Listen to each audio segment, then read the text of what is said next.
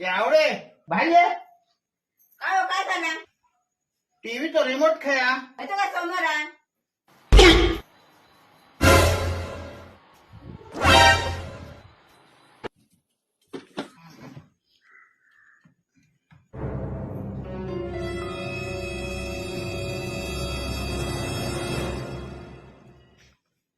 काय हो, काय बघता टीव्हीवर?